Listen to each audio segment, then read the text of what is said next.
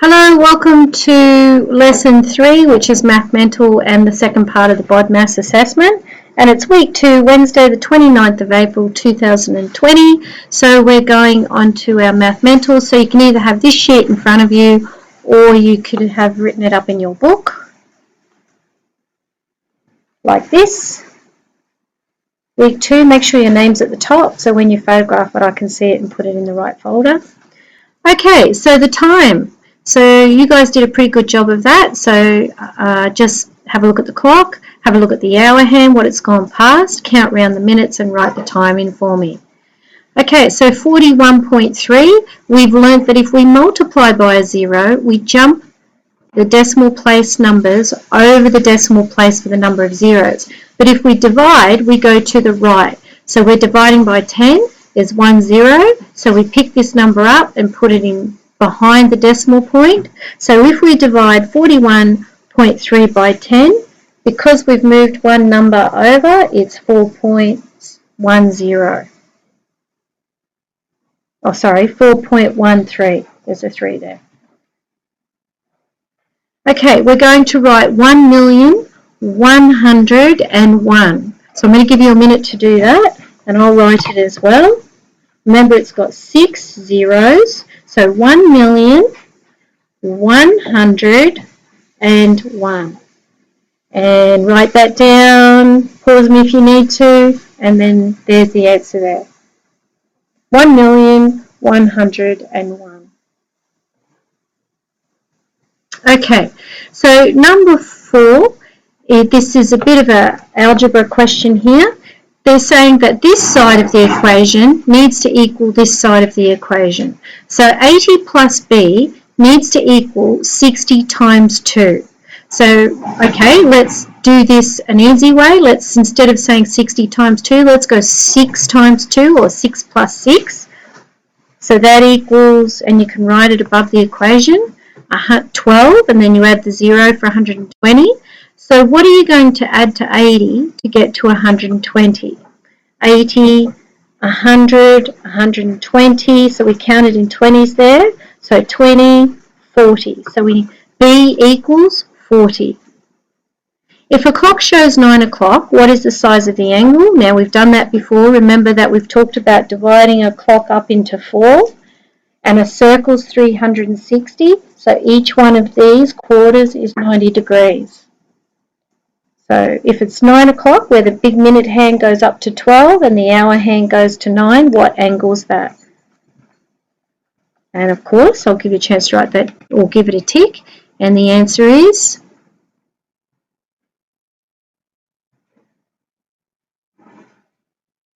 90. Okay. 6.05 is less than 6.60. Okay, now remember, after the decimal, this is the tenths column and this is the hundredths column. So to make this number up so that it gets big enough to jump over the decimal point as a whole number, it needs to add up to 10. So 6.1, 6.2, 6.3, 4, all the way to 6.9.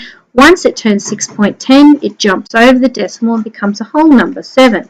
So there's nothing in the tenth here, but there's 6 over here. So is this number less than this number? True or false? And of course the answer is true, because this 10th column has a 6 there.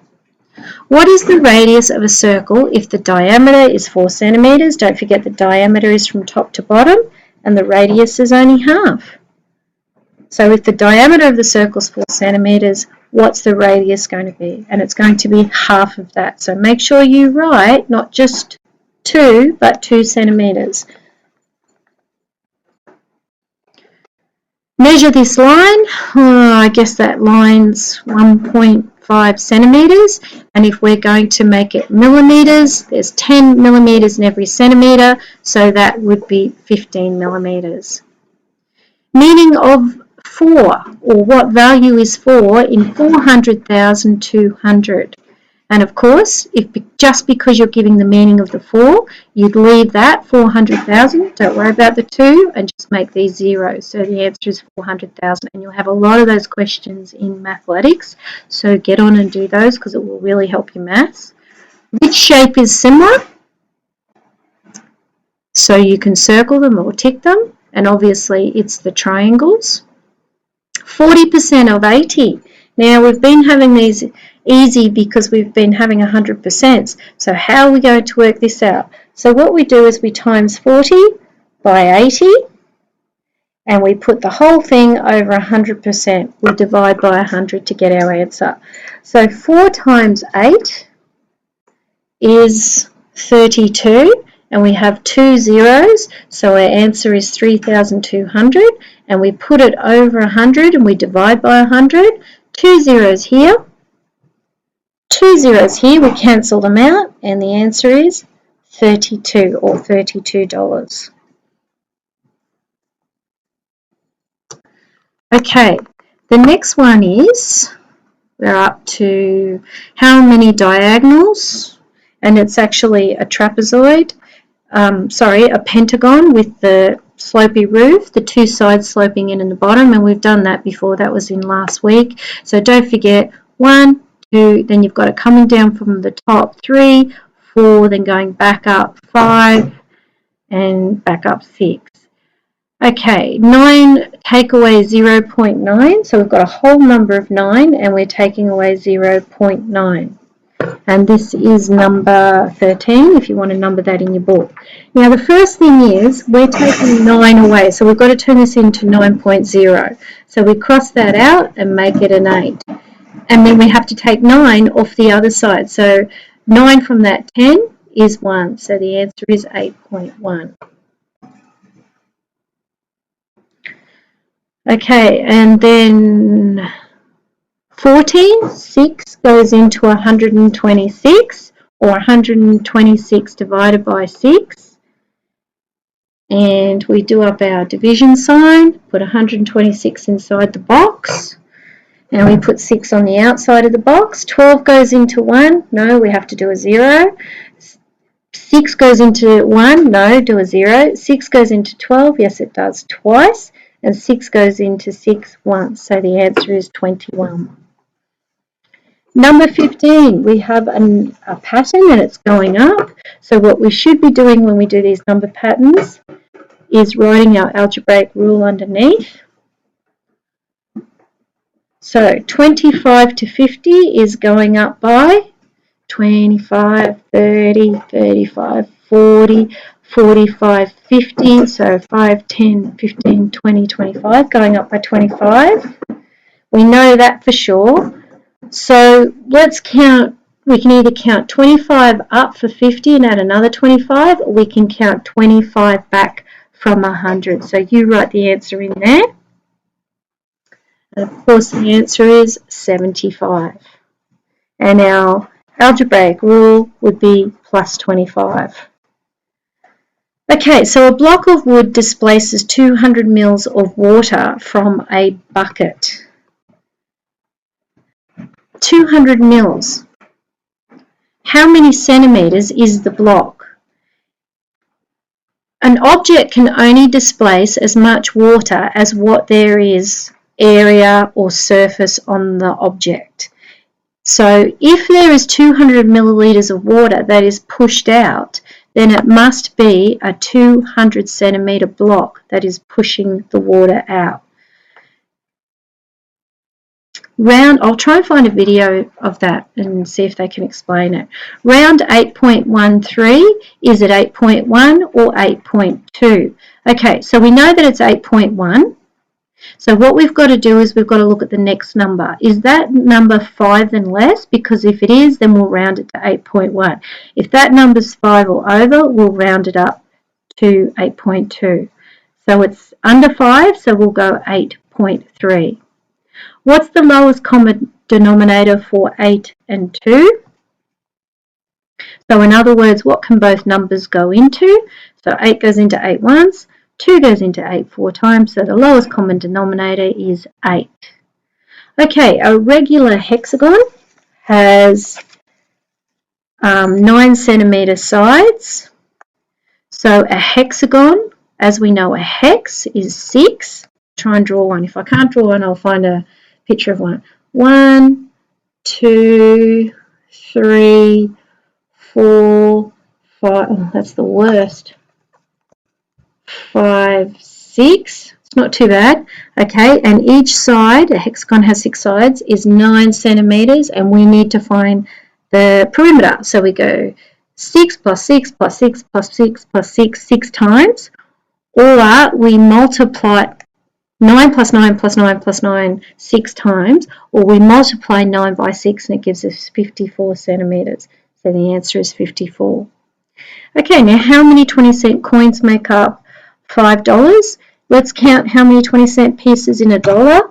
20, 40, 60, 80, a dollar. So that's $1 has 5 20-cent pieces. So we've got $5. So we have to go 5 times 5, and the answer is 25. It takes 25. I'm just going to pause this video for a second and see if I can find a video that will help explain this displacement of water. Just hang on a sec. I will return and we'll talk about that, and then I'll do the second half of the BODMAS test with you. Okay, and we're back. Now, the question that we're given is, it's saying to us that if something is 100 millimeters cubed, okay, so what they would be talking about is a boat. So let's just say this boat is 200 centimeters cubed. So it's going to be a square boat, isn't it? It's going to be a raft. Actually, that's what I should have got, a raft. A raft in water, showing water displacement for kids. It's to do with buoyancy, so it's the water pushing up against the boat, making it float, and the boat pushing down on the water.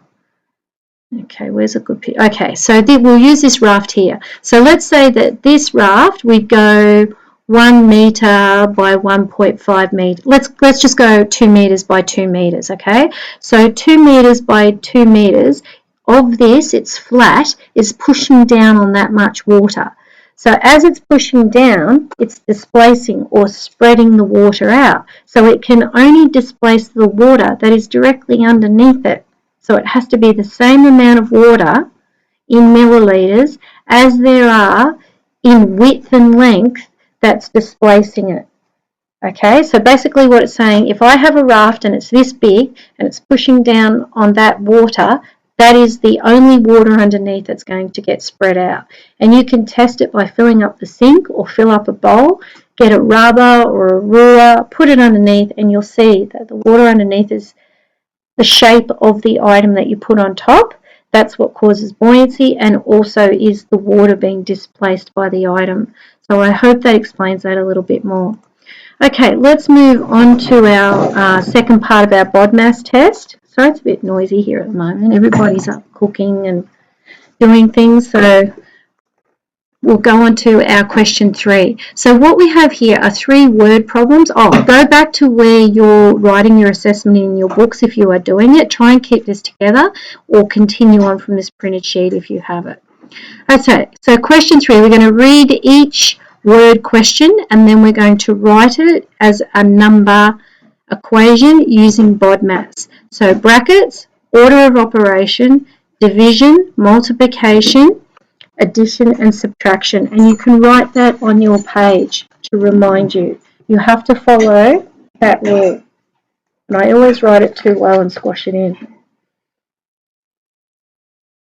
There we go. So write that down your page somewhere or on a bit of paper so you remember it. Okay, Mr. Lucas had 25 students. I'm going to write that down. In his class, 12 students left who attend band camp.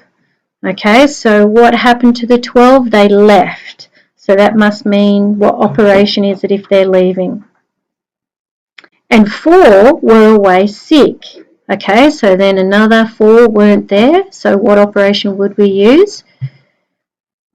If 2 students joined his room for the class, from the class next door, how many students were in Mr. Lucas's class? So as I wrote that number down, as you work out what operation it is, write it in, then write the next number. Then write it in and write the next number. And then you go back and put your brackets around what you think you would do first.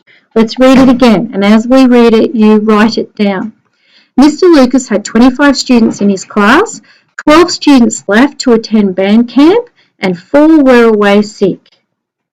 If 2 students joined, so they joined the class, his room from the class next door, how many students were in Mr. Lucas's room? So you should have written 25, something, something, something, and now you're going to go back in using the BODMAS principle and put your brackets around what you think comes first to do to make that equation make sense.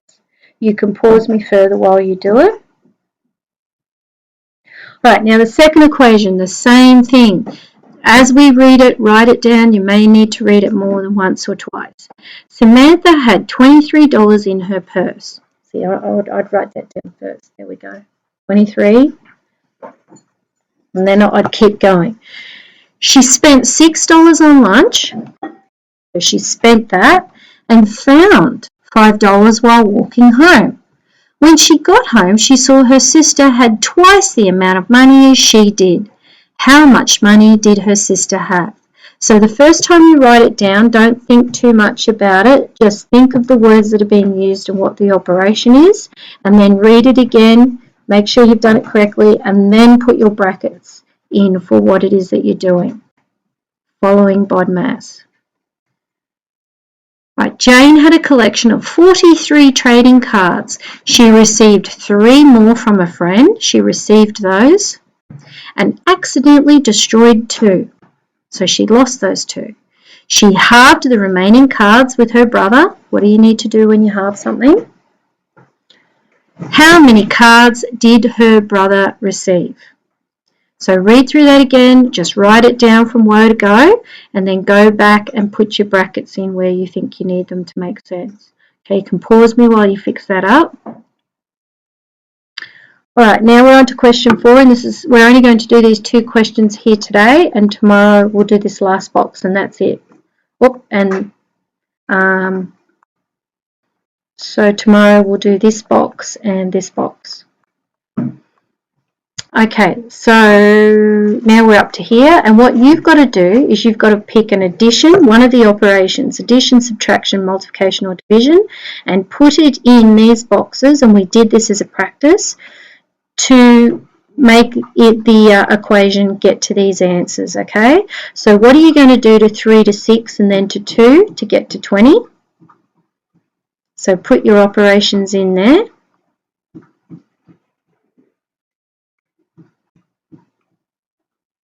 B is 14, 6 and 2. So what are you going to do to 14 and 6 and 2? Now you could do that on a scrap of paper and have a bit of a play around, and it won't take you long because it's not that hard. Are you going to multiply those? Are you going to divide them? What are you going to do to these 2 numbers and then to this one for it to get to 20? Same with 14 and 6 and then 2. Are you going to divide, multiply, add or subtract these numbers and then this number? And then C, what are you going to do to 14 and 3, 1 and 10 to get to 7? So that number's gone down, it's smaller then, so that's a bit of a hint. So our adding on operations are multiplying and adding, and our taking away are dividing and subtracting. So if the number's smaller, you need to think about that. And then we're back up, 3 and 6 and 2 and 4. What are you going to do to those numbers to get to 15? So in this one, you don't need brackets, you just need to put your operations in. Now once you finish that, if you want to have a little read of those to prepare you for tomorrow, or even have a go of those now, you can. But tomorrow we'll do this one and these ones, and that's it, then we're done. And that's it for today. I hope that helped, and I will see you tomorrow. I look forward to getting all your work, and have a great day.